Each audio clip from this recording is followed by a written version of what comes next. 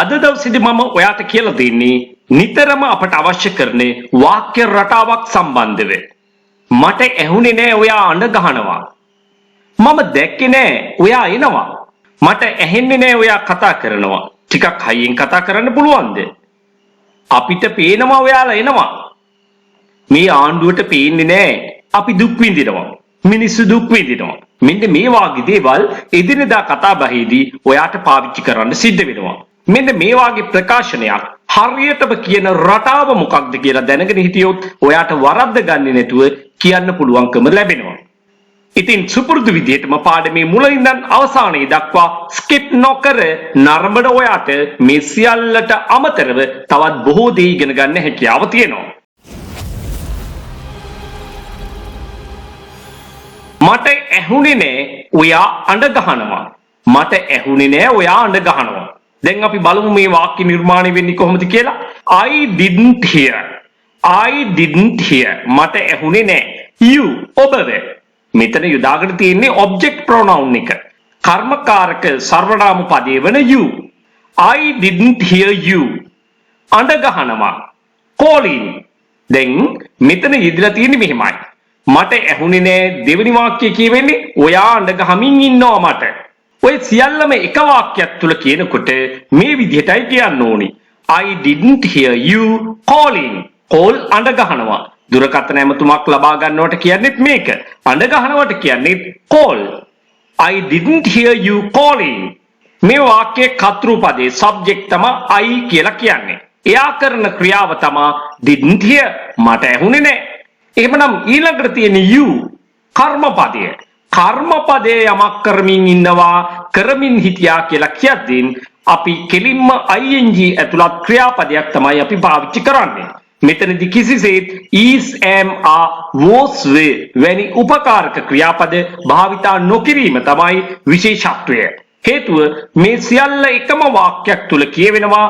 කර්තෘ ක්‍රියා කර්මය කර්මපදයේ විසින් යමක් කරමින් සිටිනවා. කරමින් සිටියා නම් අන්න එහිදී අපි is am are was were නැතුවයි මේ අදහස ප්‍රකාශ කළ යුත්තේ. අන්න ඒකයි මේ වාක්‍ය රටාව. I didn't hear you calling. මට ඇහුනේ නෑ ඔයා අඬ ගහනවා. I didn't hear you coming. I didn't hear you coming. මට ඇහුනේ නෑ ඔයා එනවා. I didn't hear you coming. I'm sorry. I didn't hear you coming. ඔය විදිහට කියන්න පුළුවන්. දැන් අපි කොහොමද කියන්නේ මට ඇහුනේ නෑ දුරකථනේ නාද වෙනවා. මට ඇහුනේ නෑ ෆෝන් එක රින් වෙනවා. ඔහොමනේ කතාවේදී කියන්නේ. I didn't hear the phone ringing. I didn't hear the phone ringing. I'm sorry. I didn't hear the phone ringing. මට ඇහුනේ නෑ ඔයා යනවා. I didn't hear you going. I didn't hear you going. මට ඇහුනේ නෑ එයාලා කෑ ගහනවා. I didn't hear them shouting. I didn't hear them shouting. They them. එහෙනම් කර්ම පදයේ යෙදෙන object pronoun එක තමයි මෙතන යොදාගන්නේ හැම වෙලාවකම. I didn't hear them shouting. I didn't hear them shouting. මට ඇහුනේ නෑ ඒගොල්ලෝ කෑ ගහනවා. I didn't hear her crying. She her කර්ම පදය her. I didn't hear her crying. මට ඇහුනේ නෑ ඇය අඬනවා. මට ඇහුනේ නෑ ඔහු බනිනවා. ඒක කියන්නේ කොහොමද? I didn't hear him. I didn't hear him scolding. Or you can say blaming. I didn't hear him scolding. මට ඇහුනේ නෑ බල්ලා බුරනවා. I didn't hear the dog barking. I didn't hear the dog barking. මම දැක්කේ නෑ බල්ලා එනවා. I didn't see the dog coming. I didn't see the dog coming. මම දැක්කේ නෑ බල්ලා එනවා මන් ළඟට කියලා කිව්වොත් කොහොමද කියන්නේ? මම ළඟට. එතකොට අපි අගට එකතු කරනවා to me. I didn't see the dog coming to me.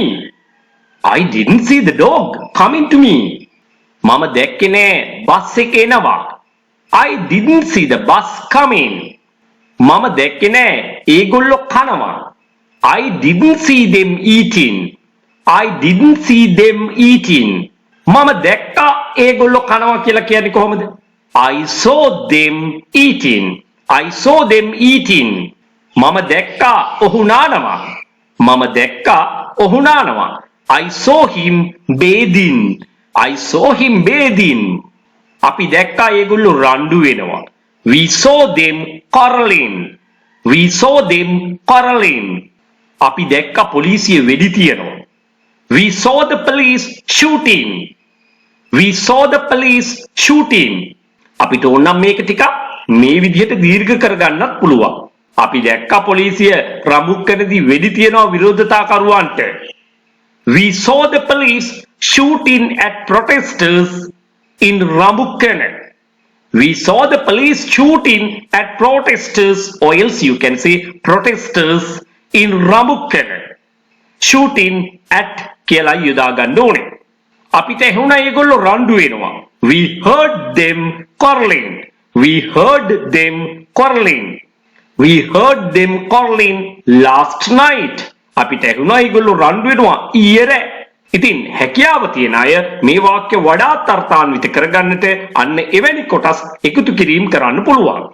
මට ඇහෙන්නේ නැහැ ඔයා කතා කරනවා. I can't hear you speaking. I can't hear you speaking. මට ඇහෙන්නේ නැහැ ඔයා කතා කරනවා. කරුණාකරලා ටික හයියෙන් කතා කරන්න පුළුවන්ද? I can't hear you speaking. Can you speak louder please? I can't hear you speaking. Can you speak louder please?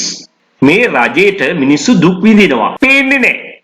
This government can't see the people suffering. This government can't see the people suffering. මෙන්න මේ විදිහට ඔයාගේ අදහස් ප්‍රකාශ කරන්න මේ වාක්‍ය රටාව යොදා ගන්න. ඊළඟ පාඩමින් මම ඔයාට කියලා දෙන්නේ මෙවැනි වාක්‍ය රටාවක් passive voice වලින් අපි කොහොමද එදිනෙදා කතා බහේදී භාවිතා කරන්න කියලා. ඒකත් නරඹන්න අමතක කරන්න එපා. තවත් වටිනා පාඩමකින් හමු වීමේ බලාපොරොත්තුෙන් මාව වෙන් සමු ගන්නවා. ලයික් කරන්න, කමෙන්ට් කරන්න අමතක කරන්න එපා. පාසල් යන දරුවන්ට උසස් අධ්‍යාපන කටයුතු වල නිරත වෙලා ඉන්න අයට, රැකියාවල නිරත අයට, ඒ වගේම රැකියාව බලාපොරොත්තු වෙන සිටින අයට, එහෙමත් නැත්නම් විභාග ප්‍රතිඵල බලාපොරොත්තු වෙන සිටින කෙනෙක් වෙන්න පුළුවන්. ඔයාගේ දැනුමට ගැලපෙන විදියට කණ්ඩායමකට එකතු වෙන්න පුළුවන්. එහෙම නැත්නම් තනි පුජ්‍යල පන්තියක් සංවිධානය කරගන්නට පුළුවන්. මේ සියලුම පන්ති දෙආකාරයකට පැවැත්වෙනවා. ඔන්ලයින් ක්ලාසස් ලෙසත්, නේවාසික පුහුණු කඳවුරු ලෙසත්, සාමාන්‍ය පෙළ විභාගයෙන් පසුව, එහෙම නැත්නම් උසස් පෙළ විභාගයෙන් පසුව ප්‍රතිඵල බලාපොරොත්තු වෙන්න ඉන්න සිසුන්ට දින 45 නේවාසික කඳවුර සඳහා අනිවාර්යයෙන්ම සහභාගී වෙන්න පුළුවන්.